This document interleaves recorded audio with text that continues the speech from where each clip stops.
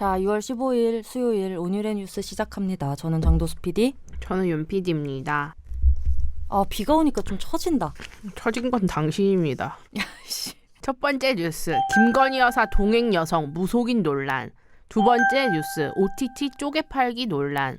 논란이 많네. 세 번째 뉴스, 코스피 하락, 환율 급등. 네 번째 뉴스, 로또 1등 50명. 조작설 진실은? 다섯 번째 뉴스, 민주당 도대체 수박이 왜? 마지막 뉴스, 고 이해람 중사 사망사건 가해자 2심 감형.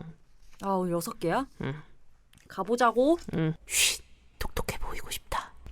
첫 번째 오늘의 뉴스. 김건희 여사 동행 여성 무속인 논란? 너무 자극적이야 이거. 김건희 여사가 계속 무속 논란이 뭔가 있다? 맞아. 근데 이번에 무속인이랑 같이 봉하마을에 갔다 왔다라는 의혹이 나왔다던데? 13일에, 그러니까 월요일에 김건희 여사가 봉하마을에 방문하고 노무현 전 대통령 묘역을 참배하고 그 봉하마을? 참배를 하고 권양숙 여사를 만났다. 그러니까 노무현 전 대통령의 부인인 권양숙 여사를 만났는데 여기에 동행한 인물 중에 한 분이 여성 무속인이 아니냐라는 이야기가 돌기 시작한 거지. 왜 그런 이야기가 돌기 시작한 거야? 일단 사진이 처음에 공개됐을 때 묘역을 참배하는 사진에서 다 수행원, 정장 입은 흔히 우리가 생각하는 정장 입은 수행원 아니면은 뭐 이런 경호원 같은 느낌의 그런 분들 사이에서 이 무속인으로 논란에 오른 이분이 조금 TPO에 맞지 않는 조금 약간 편안한 느낌의 검은색 옷을 입고 있어서 근데 이 사람은 그러니까 재질이 뭔가 다르니까 이 사람이 느낌이 뭔가 무속인 같은 느낌이다. 왜냐하면 계속 계속 무속인이 계속 붙어 나왔는데 여기에 같이 간 건 무속인이 확실하다. 왜냐하면은 거기 있는 사람들과 완전 다른 재질이라서. 그래가지고 이제 논란이 커지니까 이제 대통령실에서 여기서 해명을 했지. 그분은 무속인이 아니라 모 대학교의 무용학과 교수다. 신분이 확실하네. 무용학과 겸임 교수라고 하더라고. 그리고 이제 이분이 김건희 여사가 운영했던 전시기획사인 코바나 컨텐츠에서 직함을 가졌던 것으로 확인이 됐고 그러니까 예전부터 알고 지내던 가까운 지인인데 그래서 그 김건희 여사가 아마도 그 무속인으로 논란이 되신 그분하고 가까운 사이고 그분도 그쪽 봉하마을하고 비슷한 그쪽이 고향이라고 하더라. 그래서 아마 동행한 것 같다라는 이제 이야기를 이제 해명을 했지. 근데 이게 영부인의 행보잖아? 여기에 그렇게 가까운 지인이 고향이 그 근처라는 이유만으로 가는 게 맞아? 그래도 되는 거야? 그래가지고 여기에 대해서도 막 갑론을박이 있었는데 일단 대통령실이 말하기는 김건희 여사가 봉하마을 방문을 비공식 일정으로 행했기 때문에 사적인 인연이 있는 사람이 동행한 거는 큰 문제가 안 된다라고 한 거야. 이거는 너무 좁게 해석한 것 같은데. 근데 중요한 거는 이렇게 비공식 일정이라고는 하지만 기자단이 사진을 다 찍어. 그래. 그럼 이걸 비공식이라고 할 수 있느냐. 수행원도 다 대동하고 갔잖아. 그러니까 공과 사의 선을 어느 정도에서 그을 것인가에 대한 갑론을박이 있는 것 같아. 오뉴래. 근데 지금 대통령실에는 제2부속실이 없어. 그렇지. 윤 대통령 들어서 없어졌거든. 그렇지. 근데 제2부속실이 뭐냐면 그 과거에 청와대에서 원래 대통령의 배우자를 전담하는 곳이지. 그러니까 박근혜 대통령 때는 없었지만 문재인 대통령 때는 김정숙 여사 이런 분들을 전담을 하는 곳이 제2부속실인데 윤석열 대통령이 대선 후보 시절부터 이거는 없애겠다고 했었어. 자기가 그치. 대통령이 되면 내 와이프인 김건희 여사는 나서지 않고 조용한 행보를 하겠다. 그러니 제2부속실은 필요가 없다. 이렇게 얘기를 했고 실제로 대통령이 돼서 없앴어. 그렇지. 사실 이게 후보 시절에 김건희 여사의 학력 위조나 이런 허위 논란이 있었을 때 그때 기자회견을 할 때 울면서 이제 말씀을 하셨지. 남편이 대통령이 되더라도 아내 역할에만 충실하겠다라고 해가지고 그래서 이미 말을 해놓은 게 있으니까 지금 됐어. 뒤엎지 못하는 거지. 근데 이 지금 논란이 생겼잖아. 봉하마을에 지인 동행을 하는 바람에. 그러다 보니까 제2부속실 없앤 거 잘한 판단 맞냐. 이렇게 사실상 공식 행보를 할 거면 차라리 제2부속실 아니면 민망해서 제2부속실을 못 살리겠으면 그런 역할을 하는 영부인 전담팀이라도 설치를 해서 관리를 제대로 해라 라는 얘기가 나오고 있고, 근데 대통령실은 계속 꾸준하게 이건 김 여사가 공개적인 정치 행보를 시작한 것이 아니다. 제2부속실은 다시 되살리지 않을 것이며 그 영부인 전담 조직을 꾸릴 계획도 없다. 온유래 온유래 온유래. 근데 저는 만드는 게 맞다고 생각합니다. 나도. 이 김건희 여사가 있는 한 어쨌든 여기 함께 맞아. 동행하는 사람은 무조건 있어야 되는데 여기에 팀이 없다면은 이건 사적 친분인 관계들이 이렇게 계속 개입될 수밖에 없단 말이야. 이 팀이 없어서 자꾸 지인이 동행하게 되는 걸 수도 있어. 그리고 어쨌든 이분은 지금 본인이 원했든 원치 않든 진짜 화제가 많이 되고 논란의 중심에 계속 서 있는 사람이기 때문에 이런 경우에는 제도적으로 대응을 할 수 있는 팀이 생겨야 이제 그걸 바라보는 우리도 좀 마음이 편하고 그렇지. 그럴 수 있는 거지. 이렇게 논란 나오면 이게 피곤하거든.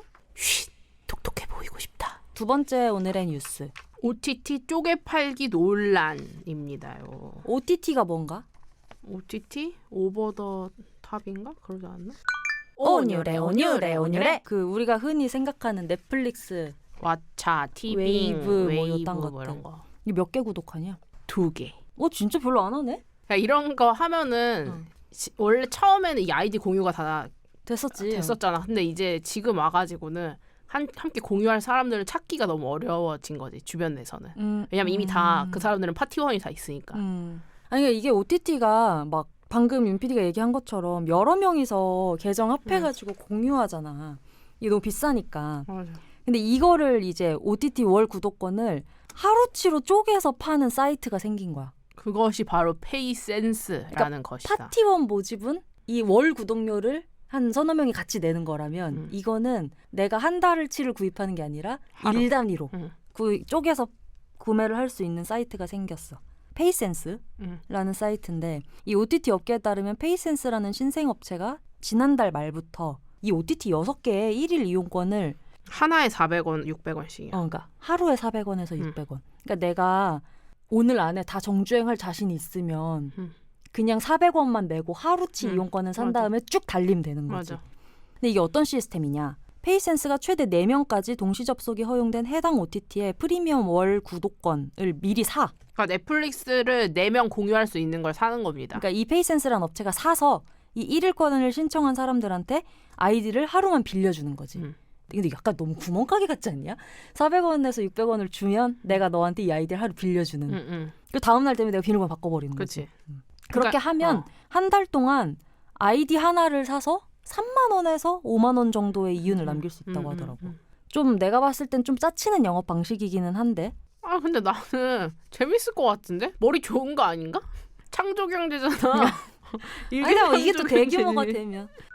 온유래 온유래 온유래. 근데 문제는 그래 이거 창조경제 맞는데 이 페이센스가 이 기존의 OTT 플랫폼 있잖아. 넷플릭스나 왓챠나 웨이브나 뭐 티빙이나 이런 데랑 아무런 협약도 맺지 않고 이 영업을 시작을 한 거야. 그렇지. 이거 협약을 맺었을 절대 리가 해주지 없지. 않지. 그 사람들이. OTT가 미쳤어.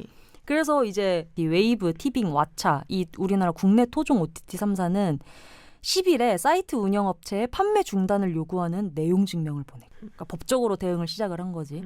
그 넷플릭스도 대응 여부를 검토 중이다라고 얘기를 하고 있지. 근데 이게 소비자들한테 왜 먹혔는지를 생각을 해보면 될 것 같아. 아우 너무 비싸졌어. 너무 비싸졌고. 지방기 좀 뽑아 진짜. 그러니까 이를테면 이거 웨이브에서 보고 싶은 건 요거 하나야. 맞아. 근데 이걸 위해서 월 구독료를 낸다? 맞아. 이거는 좀 소비자 입장에서 합당한 소비가 아닌 거야. 맞아. 그러니까 이걸 하루치로 쪼개서 사는 거지. 그럼 차라리 OTT가 이렇게 좀 내두면 얼마나 좋아. 주 단위로? 아니면 24시간 대여 막 이딴 거. 절대 안 하지. 그 사람들 입장에서는. 그런가? 온유래 온유래 온유래. 페이센스라는 이 사이트는 이 OTT 업체들이 내용 증명 보내고 법적으로 대응 들어간 거에 대해서는 입장을 아직 내놓지는 않고 있다. 그러니까 이런 거 대놓고 홈페이지로 했으면 안 됐어. 암암리에. 그러니까 당근 같은 걸로 조용히 했었어야지. 이렇게 홈페이지를 만든 게 문제다. 전 그렇게 내용 증명 생각합니다. 받을 주소가 있으면 안 됐어. 그게 문제입니다. 그러니까 어쨌든 이 OTT 이용할 때 이용자들이 가장 불편한 점으로 꼽은 게 경제적 부담이라고 하는 것은 비싸다는 거야. 비싼 거야 그냥. 비싼. 그리고 사실 이게 2인이나 4인이나 크게 가격 차이가 별로 없잖아. 맞아, 이게. 맞아. 그러니까 무조건 사람들을 끌어모아야 되는 건데 이제 이렇게 아싸처럼 있는 사람들은 윤 PD요? 지금 주변에 이미 다 파티원이 구해져가지고 저 어떻게 들어갑니까? 졸업 파티 아무데도 초대받지 못한 미국 청소년 같은 느낌인 지금 거지. 저 파트너 어디서 구합니까 저? 아, 근데 저 프롬 파티. 문제는 이런 논란이 이어지니까 넷플릭스가 공유 자체를 막는 걸 검토한다는 거야. 그러니까 아예 파티를 안 해버리겠다는 거야. 그러니까 빨리 저 프롬 파티 빨리 파티원 구해주십시오. 빨리 저에게 쉿 똑똑해 보이고 싶다. 세 번째 오늘의 뉴스. 코스피 하락, 환율 급등입니다. 아, 나 진짜 아침에 하이브 때문에 또 눈물 주르르 흘리셨죠? 내가 하이브의 초기 투자자란 말이에요. 근데 이 방탄에 대해서는 안 좋은 말 하면 안 되지. BTS가 무슨 발표를 했지? 얼마나 그분들이 힘드셨겠어요. 얼마나 이렇게 갑자기 사회가 대혼란 시기에. 근데 내 주주된 마음으로는 얼마나 힘드셨어요. BTS가 잠정적으로 활동을 중단하겠다는 의중을 내비치는 바람에 제 지금 주식 근데 원래 이번 주에 컴백이었는데. 앨범 냈어. 그러니까. 어제 그래서 나 음원도 틀었어. 뮤뱅도 그거 산옥했던데. 오뉴레. 어쨌든 얼마나 힘드셨겠어요 그분들이. 예. 근데 제가 더 힘듭니다. 어제 주식이 응. 이제 보통 파란불 빨간불이라고 하는데 어제 다 새파랬어요. 나 난- 무슨 워터파크 온 줄 알았잖아. 나는 최저가 알림이 너무 많이 와가지고. 그걸 알림을 왜 해? 나 정신건강에 해로워. 일단 그 파랗다는 거는 하락. 안 좋은 거지. 그 빨갛다는 거는 이제 가격 상승을 한 거니까 좋은 건데 어제는 이제 전부 다 파란색이었다. 어제 빨간색 뜬데 진짜 없었을걸요? 그러니까 어제 코스피가 전 거래일보다 11.54포인트가 떨어진 2492.97의 장을 마쳤는데 이게 전날에 이어서 종가 기준 연 저점 1년 동안 저점을 찍은 것이다. 제일 낮은 1년 만에 제일 낮은 데를. 이게 근데 심리적 저항선이 코스피가 2,500선의 이제 심리적 저항선인데 이것이 깨진 것이다. 이 심리적 저항선이 어떤 거냐면 2,500 위로는 코스피가 2,500을 기고 있어도 2,500을 넘어만 있으면 주주들이 이렇게 생각을 하는 거야. 더 사야 돼. 지금 좀만 버티면 돼. 좀만 버티면 올라가. 물 타자. 이때가 기회야. 지금 사야 돼. 공포의 살했어 하면서 사람들이 막 절망하지는 않아. 크게. 근데 이 2,500이 무너진다? 그럼 이제 야 이거 망하는 거 아니야? 다 빼야 되는 거 아니야? 그러면서 이제 이 더 막 내려가는 거지 가격들이. 바다인 줄 알았는데 저 밑에 심해가 심해로 더 있었던 거지. 오뉴레. 근데 이 종가 기준은 코스피 2,500이 심리적 마지노선인데 이 2,500 밑으로 뚫린 게 약 1년 7개월 만. 어떡하니? 1년 반 정도 만에 이렇게 저점을 찍었다라는 건데 이유가 뭐죠? 이게 바로 미국 증시가 급락했기 때문인데 이 정도면 우리 거의 경제적 식민지 아니냐? 미국 증시가 급락해서 우리도 이렇게 떨어진다는 거. 이거 미국 증시가 급락을 왜 했냐? 그러니까 미국 물가 상승률을 주목해야 되는데 여기서 그러니까 미국 물가 상승률이 41년 만에 최고 물가다. 우리는 34년 만에 최고 물가인데 얘네 우리보다 더 심하네. 야스, 41년 만에 최고 물가다. 그래서 미국이 기준금리를 인상하는 폭과 횟수를 더 늘릴 거라고 이제 우려가 나왔고 그래서 미국 증시가 급락을 했다. 근데 이제 연쇄 작용으로 우리나라의 시장도 악재로 작용을 하면서 이렇게 모든 게 붕괴가 되어버렸다. 그러니까 요즘에 기준금리 올린다는 기사 아마 많이 보셨을 거예요. 이게 경제가 어려워서 기준금리를 올리는 건데 그냥 대충 얘기를 하자면 근데 금리가 올라가면 주식은 빠진다고. 그러니까 미국 주식 시장이 와르르 하면서 저 바다 건너편에 있는 한국의 주식 시장도 와르르 한 거다. 오뉴레. 그러니까 예를 들자면은 이제 우리나라 코스피 지수를 얘기로 하면은 삼성전자가 있어? 있어. 죄송. 삼성전자가 0.32% 떨어진 61,900원으로 마감이 됐는데 야 언니는 삼성전자 4만 원대도 버텼어. 이게 3거래일 연속 52주 신저가를 경신한 겁니다. 근데 이게 네이버랑 카카오도 이틀 연속 떨어져서 장중 52주 신저가를 났다. 나 네이버랑 카카오 있어. 나도요. 오뉴레. 어쨌든 근데 이 코스피라는 거를 알고 계시죠? 야 장난하냐? 코스피는 알지. 아니 코스피를 모르는 사람도 있을 수도 있을 것 그래 같아요. 그래. 코스피가 뭐야?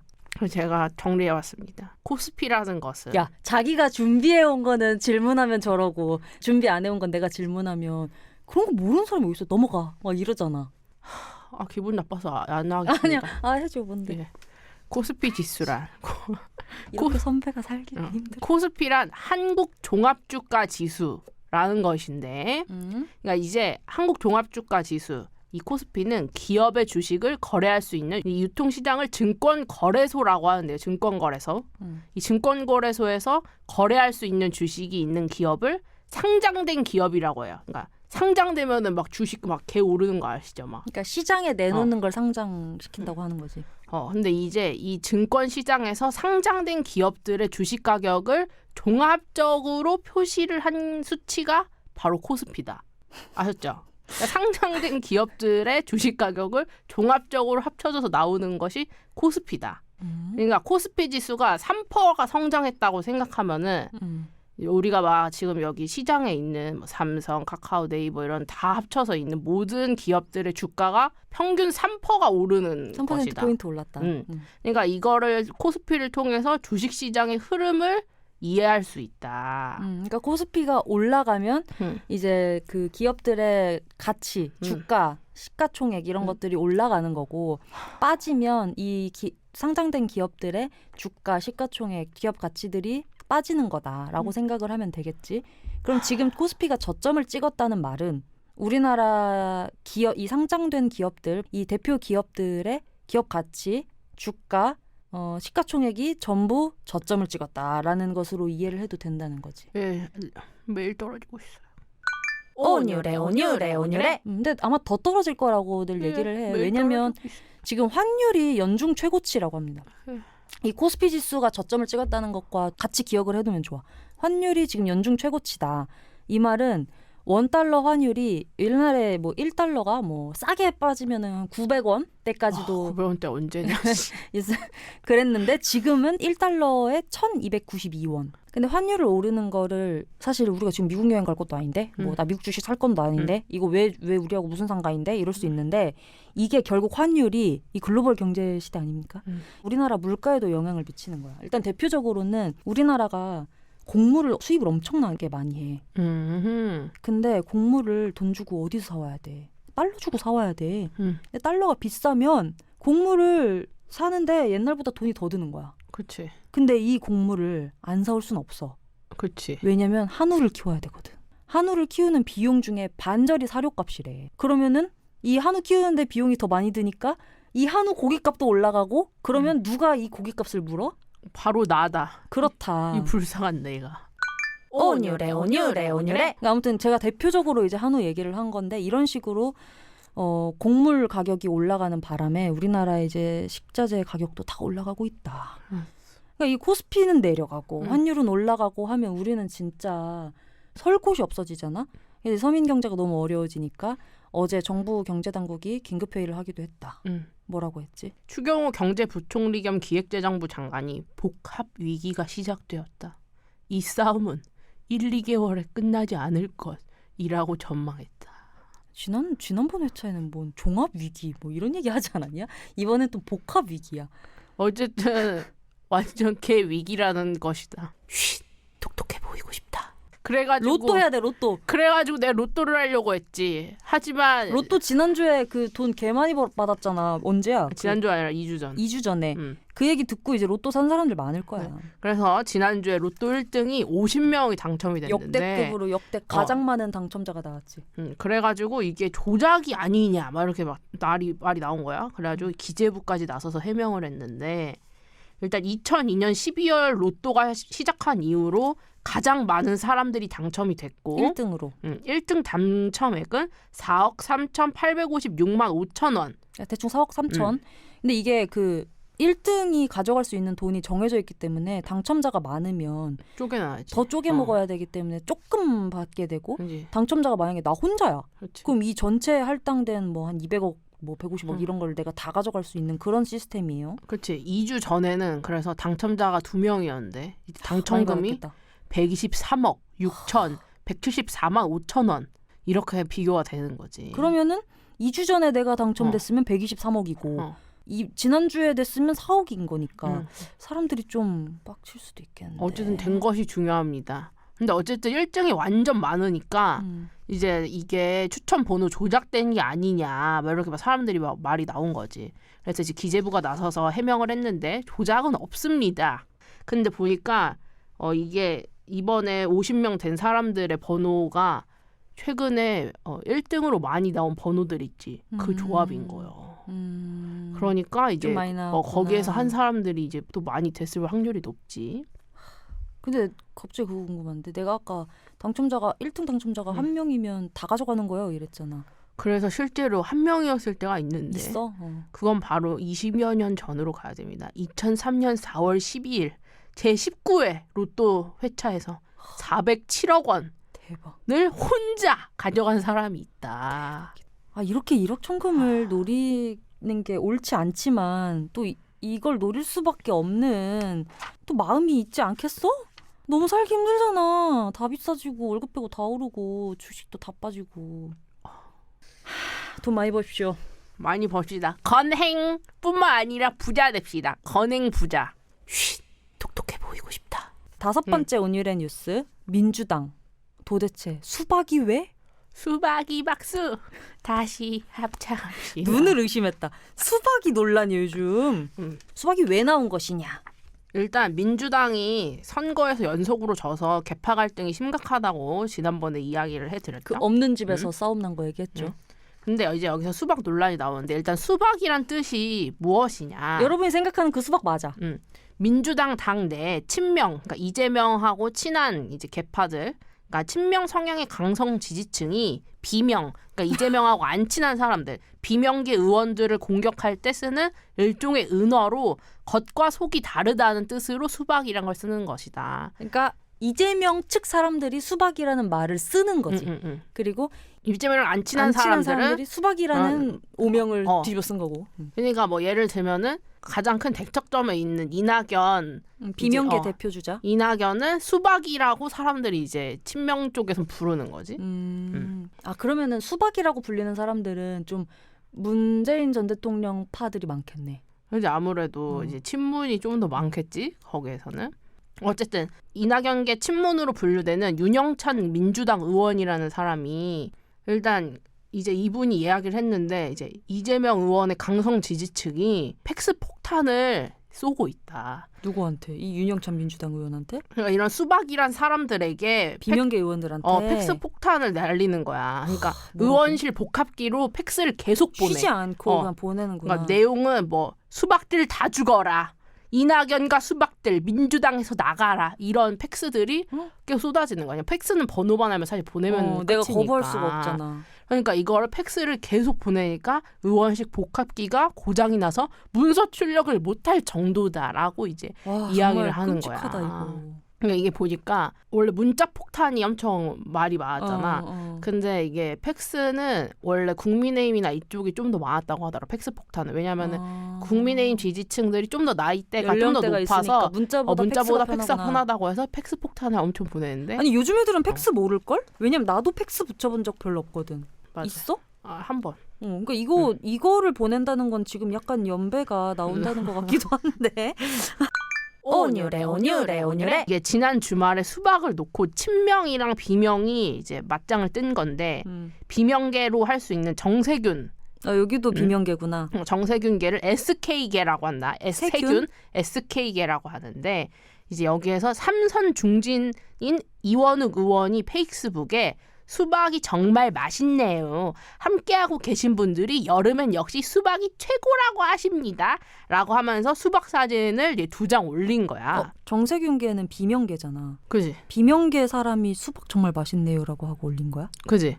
아 그러면 니네가 거야. 나를 수박이라고 부르니 수박 잘 먹고 있다? 약간 이런 거구나. 수박이 짱이라네요 라고 이제 하는 거지. 역시 여름엔 수박이 최고죠 라고 올린 거구나. 그러니까 이제 이 이원욱 의원이라는 사람이 이재명이 지방선거 패배의 주 원인이다 라고 얘기한 거야. 그러니까 이제 여기에서 하도 그 친명의 그 강성 지지층들이 너 수박이지 막 이렇게 한 거야. 아, 왜냐면 이재명 탓을 하니까. 너 수박이지 이렇게 하니까 이제 여기에서 사진을 올리면서 비꼬면서 맞대응한 거지. 수박이 짱이랍니다. 이렇게 한 거지. 그러니까 이제 여기에 이재명 의원의 최측근인 김남국 의원이 국민에게 시비 걸듯이 조롱과 비아냥거리는 글을 올려서 일부러 화를 유발하는 건 명백히 잘못된 행동 같다면서 이제 깐 거지. 또 이 사람 그냥 카톡하라고. 내가 지난번부터 얘기하자. 정치인들 제발 카톡하세요 이런 거는. 그래가지고 이제 여기에서 이제 다시 이원흑 의원이 페이스북에 또 글을 올립니다. 하지마. 수박도 맛있다고 올릴 수 없는 수박이라고 조롱하는 분들에게 먼저 글을 올리시는 게 낫지 않습니까? 이재명 의원의 지지자들한테도 자제를 부탁해도 여전합니다. 이 정치 훌리건들을 등에 업고 당을 이 지경으로 만든 책임을 먼저 돌아봐야 할 겁니다라고 이제 저격을 했다. 아이고. 그러니까 지금 민주당 내에서 이 친명과 비명의 이 계파 갈등이 지금 상당히 심한 편이다. 애꿎은 수박 가지고 그래. 여름에 수박이 얼마나 맛있는데. 온유래 온유래 온유래. 그러니까 이게 그 수박이 겉에가 초록색이고 안에가 빨간색이잖아요. 그래가지고 이제 이런 좀 은유적인 표현으로 나오게 된 것 같아.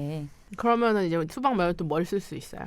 이거 이제 겉과 옛날에 속이 다른 내가 알기로 이거 이제 그 흑인들이 들으면 되게 싫어한다고는 들었는데 옛날에 미국 오바마 대통령이 그러니까 너무 백인 우호적인 정책을 펼치던 시점에 오레오라는 좀 별명을 얻었었지. 겉에만 까맣다. 사실 내부는 까보면 하얗다.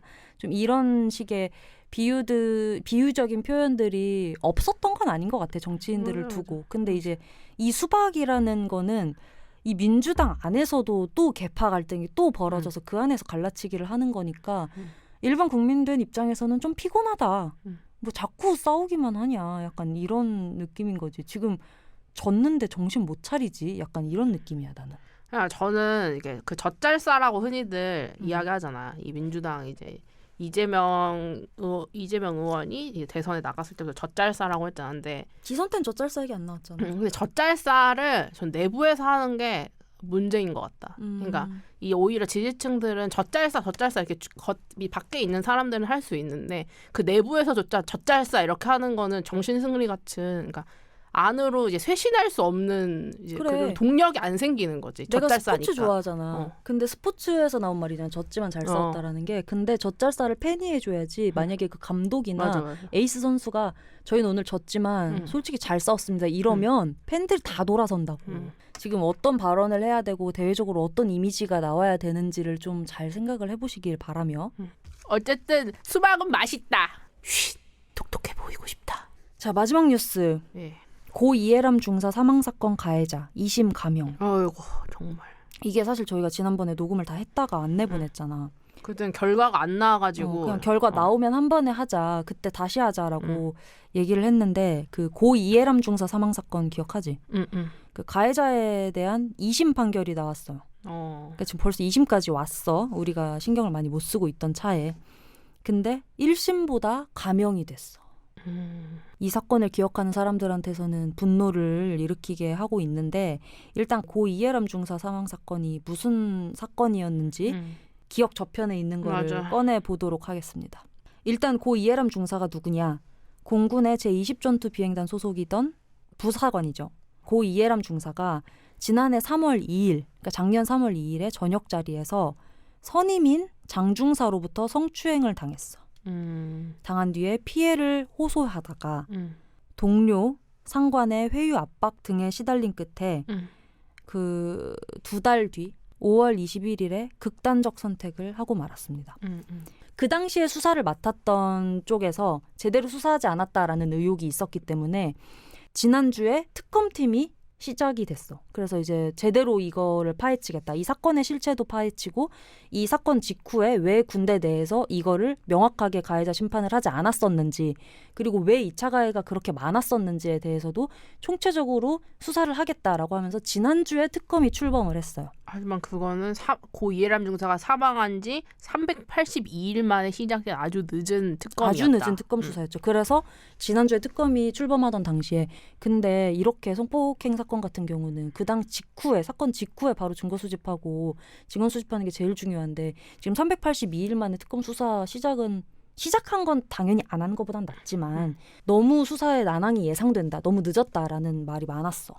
아무튼 특검 수사는 지난주에 시작이 됐는데 이것과 별개로 이제 고 이해람 중사를 성추행한 가해자에 대한 재판이 진행 중이었단 말이에요. 1심에서 15년 구형을 했었고 판결이 1심에서 징역 9년이 선고가 됐었어. 그리고 2심에서 15년 구형을 했고 이번에 선고가 나왔는데 1심이 9년이었는데 그거보다도 적은 7년이 나온 거야. 어이구, 이유가 무엇이죠? 그러니까 이게 쟁점이 뭐였냐면 그 당시에 1심에서 15년을 구형을 했는데 검찰 측에서 선고가 9년이 나온 이유가 뭐냐면 이 가해자가 피해자를 보복 협박하지 않았다라고 판단했기 때문에 6년이 빠진 거였단 말이야.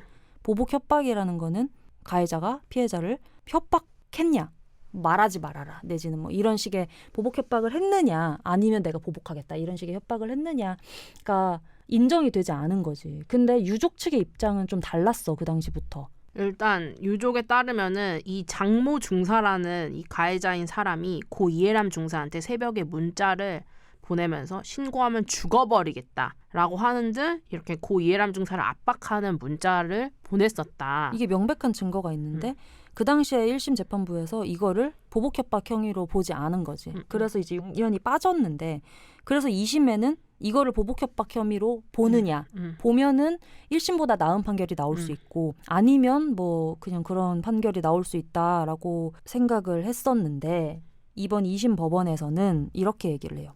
자살 암시를 포함한 사과 문자를 보낸 점으로 위해를 가하겠다는 구체적 해악 고지로 볼 수 없다. 이 사건 이후 실제 피고인이 피해자에게 어떤 해악 끼치는 행위를 했다는 정황이 발견되지 않는 점을 볼 때 구체적으로 피고인이 어떤 위해를 가했다는 것을 알 수 없으므로 해악 고지로 보기 어렵다. 쉽게 말해서 협박이 아니었다. 협박 문자가 아니었다라는 거지. 다시 한번 말씀드리면 가해자가 피해자한테 보냈던 문자 신고하면 죽어버리겠다. 이게 협박 문자가 아니라는 거야. 그래서 보복 협박 혐의는 1심에 이어서 2심에도 무죄가 나왔고 거기에 피해자의 사망 책임을 가해자인 장중사에게 전적으로 돌릴 수 없다는 이유로 1심의 9년보다 더 낮은 7년 선고가 나왔다고 하더라고요. 그러니까 이것도 어려운데 쉽게 말하면 피해자가 죽은 게 가해자 탓은 아니다. 그러니까 2년 깎자. 그렇지. 피해자가 죽은 걸 전적으로 그 가해자 탓으로만 할 수 없다. 라고 해가지고 형이 깎인 거고 그래서 당연히 유족 입장에서는 진짜 억장이 무너지지. 그래서 이제 실제로 방청석에서 유족이 이 판결 선고가 나올 때 울분을 토하면서 격렬하게 반발을 했고 재판부가 7년형을 결정하는 부분을 읽어 내려가는 순간에 유족은 고성을 지르고 자리에서 일어나서 이제 소리를 질렀는데 이제 재판장석으로 뛰어가다가 군사경찰에 제지를 당한 이중사, 고 이해람 중사의 아버지는 윗옷을 벗어던지면서 뭔 소리야, 이래선 안 되는 거야 재판장이라고 절규를 했고 이 고 이해람 중사의 어머니는 판결에 충격을 받고 과호흡으로 쓰러져서 실려서 나가셨다고 한다. 근데 이제 한쪽이 상고를 하면은 대법원 재판이 이뤄지긴 하는데 형량이 다시 정해지진 않는다. 그러니까 이제 징역 7년에서 이제 끝이 난 것이다 라고 보면 된다.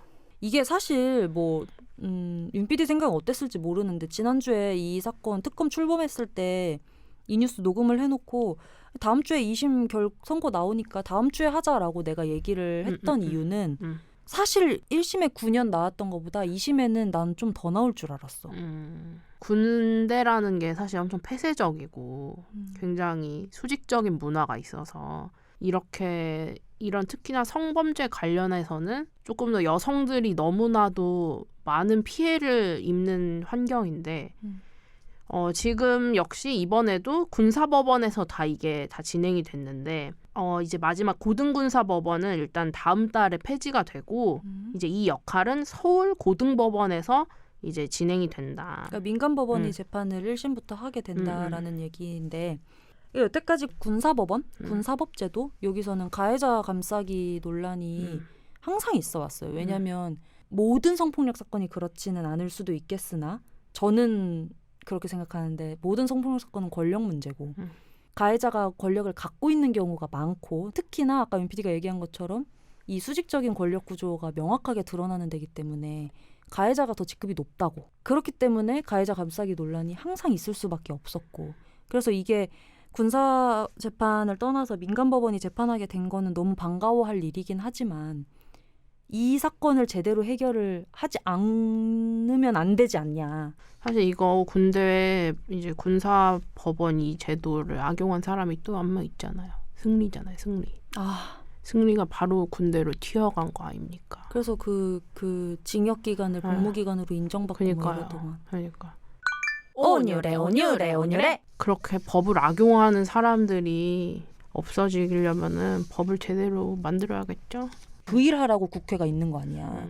이런 거 지금 수박 가지고 싸우라고 있는 게 아니고.